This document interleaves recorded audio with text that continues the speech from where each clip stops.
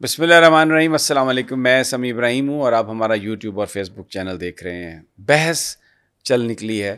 کل جو جسٹس طارق مسعود نے ریمارکس دیے بنیادی انسانی حقوق کے حوالے سے، آئین کی کتاب کو انہوں نے یوں میز پر پھینکتے ہوئے کہا کہ یہ کہاں نہ جانے یہ انسانی حقوق ہمیں کہاں لے جائیں گے.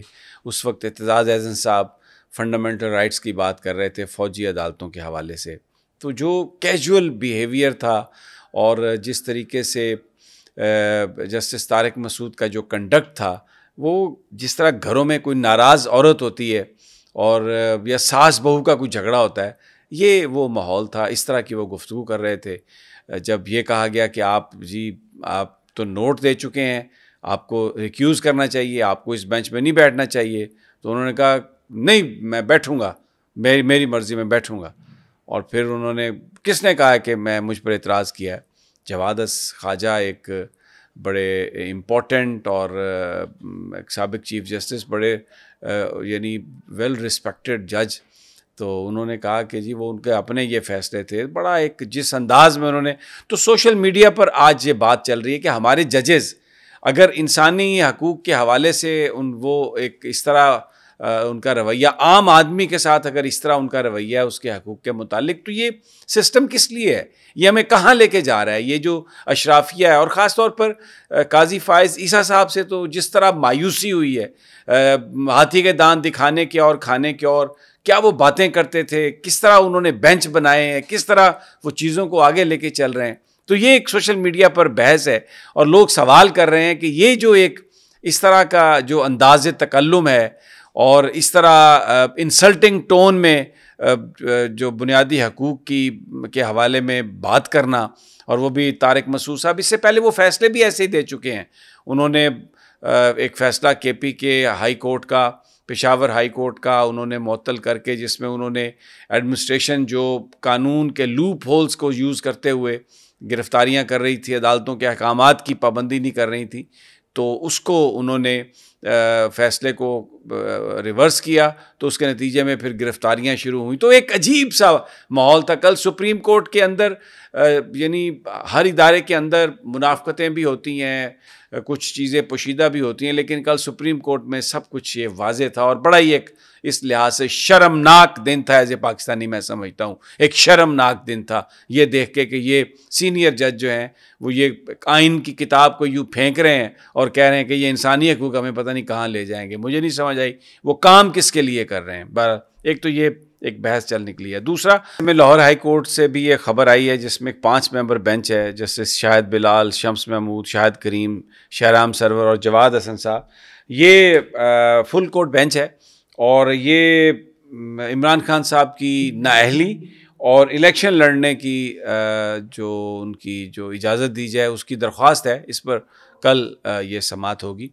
آج ایک اور کیس تھا جو جسٹس میں گل حسن اورنگزیب صاحب کی عدالت میں تھا، جو ابھی تک سائفر ٹرائل کے حوالے سے جو بھی کارروائی ہوئی ہے اس کو کہا گیا تھا کہ وہ غلط کارروائی ہوئی ہے اور حکم امتناعی دیا جائے کہ آگے اس کیس کی سماعت نہ ہو. لیکن اس کو آج حکم امتناعی نہیں دیا. میاں گل حسن اورنگزیب صاحب نے 20 دسمبر تاریخ دی ہے اور رپورٹ مانگی ہے اور کہا ہے کہ اس دن فیصلہ کریں گے کہ حکم امتناعی دینا چاہیے یا نہیں. کیونکہ جس طریقے سے جو نوٹیفیکیشن ہی نہیں ہے سائفر ٹرائل کے حوالے سے چیزوں کا، تو آج ان کے عمران خان صاحب کے وکیل نے یہ بات عدالت کے گوش گزار کی تھی. اچھا، اب اس کے یہ تو وہ میں نے آپ کو دی ہے جو بیسیکلی جو کرنٹ ڈیولپمنٹس ہیں ساتھ ساتھ جو چل رہی ہیں. لیکن ایک بڑا امپورٹنٹ انٹرویو ہوا ہے نگران وزیر اعظم کا، جس میں انہوں نے اس بات کا اندیا دیا ہے کہ پاکستان جو ہے وہ اسرائیل کو تسلیم کر سکتا ہے. قائد اعظم کا یہ جو کہنا تھا، جس کی بنیاد پر عمران خان صاحب کہتے تھے کہ پاکستان کبھی اسرائیل کو قبول نہیں کرے گا، کیونکہ قائد اعظم نے یہ کہا تھا کہ اسرائیل ایک امریکہ کا ناجائز بچہ ہے اور ہم کبھی اس کو قبول نہیں کر سکتے اور کبھی بھی فلسطینیوں کو نہیں چھوڑیں گے. لیکن اب نگران وزیر اعظم صاحب یہ کہہ رہے ہیں، سب سے پہلے تو جو نگران وزیر اعظم کا کام ہے یہ ذہن میں رکھیے، وہ ہے صرف الیکشن کروانا، جو وہ نہیں کروا رہے.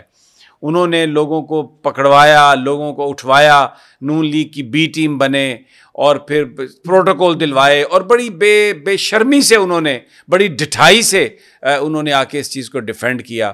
اب یہ کہتے ہیں کہ عمران, جو قائد اعظم کی جو گفتگو تھی, انہوں نے جو بات کہی تھی وہ حالات اگر گزر گئے ہیں اور کچھ حالات تبدیل ہو گئے ہیں تو اس میں پھر اس پر دوبارہ بیٹھا جا سکتا ہے, اس پر دوبارہ غور کیا جا سکتا ہے, اور اس کو اگر ضرورت پڑے تو اس کو تبدیل بھی کیا جا سکتا ہے. یعنی اسرائیل کے حوالے سے قائد اعظم کا یہ کہنا کہ اس کو کبھی ہم قبول نہیں کریں گے, پاکستان کبھی اس کو ریکگنائز نہیں کرے گا, فلسطینیوں کو تنہا نہیں چھوڑے گا, مراد یہ تھی قائد اعظم کی کہ وہی ہمیں حل ایکسیپٹیبل ہوگا. اسرائیل کو یا اس وہاں پر ہونے والی کسی بھی چیز کو تبھی ہم ایکسیپٹ کریں گے جب پیلسٹینین اس کو ایکسیپٹ کریں گے.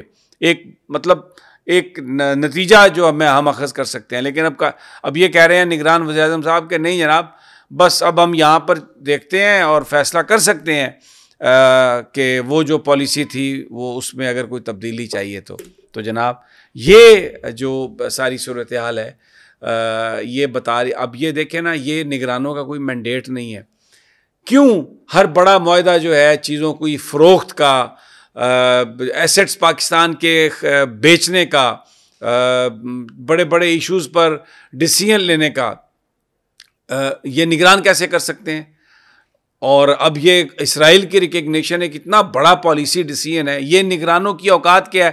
یہ تو ہینڈ پکڈ لوگ ہیں جن کی نہ گلی میں نہ محلے میں نہ اپنے گھر میں ہو سکتا ہے کوئی شنید نہ ہو, لیکن اب وہ پاکستان کی قسمت کا وہ فیصلہ کر رہے ہیں, یہ وہ چیزیں ہیں جو ڈپریشن پھیلا رہی ہیں. اور اب آپ دیکھیں لیول پلینگ فیلڈ کی بات ہو رہی ہے. ایک سنگر ملکو جو گانا گاتا ہے قیدی نمبر 804, عمران خان صاحب کے نام کا گانا ہے, اور وہ لوگ جب بھی وہ کسی کانسرٹ میں جاتا ہے تو لوگ کہتے ہیں جی گائیں تو وہ گاتا ہے. سرگودا میں ایک ایونٹ میں اس نے گانا گایا قیدی نمبر 804, عمران خان صاحب کے حوالے سے ہے, اور اس کو انہوں نے, پولیس آئی ہے اور فنکشن میں اس کو گرفتار کر کے لے گئے, ہتھکڑیاں لگا کے لے گئے. اس کے ساتھ ایک خاتون ہے, اس کی ٹیم کی ممبر ہے, اس کو بھی ہتھکڑیاں لگا کے تو ساتھ لے گئے. یہ آپ مجھے بتائیے یہ لیول پلینگ فیلڈ ہے کہ الیکشن شیڈیول آنے والا ہے اور یہ کہہ رہے ہیں کہ جی قیدی نمبر 804 جو گانا ہے عمران خان صاحب کا وہ آپ نہیں گا سکتے.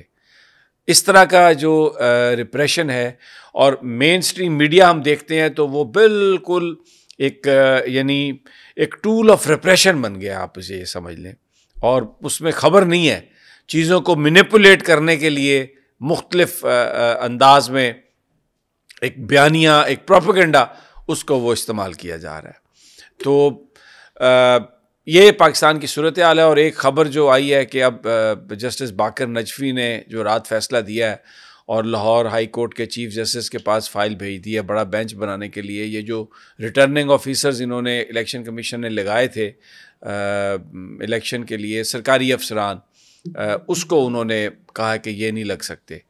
تو اب بظاہر تو کہا جا رہا ہے کہ جی یہ عمران خان کی فیور میں ہے فیصلہ یا آزادانہ انتخابات کے لیے, لیکن اس میں ایک یہ بات بھی ہے کہ اب آپ نے ایک جواز فراہم کر دیا الیکشن کمیشن کو کہ جناب شیڈیول کیسے اناؤنس کریں. اب تو ریٹرننگ آفیسرز ہمیں پتہ نہیں عدلیہ سے لینے پڑیں گے, کہاں سے لینے پڑیں گے.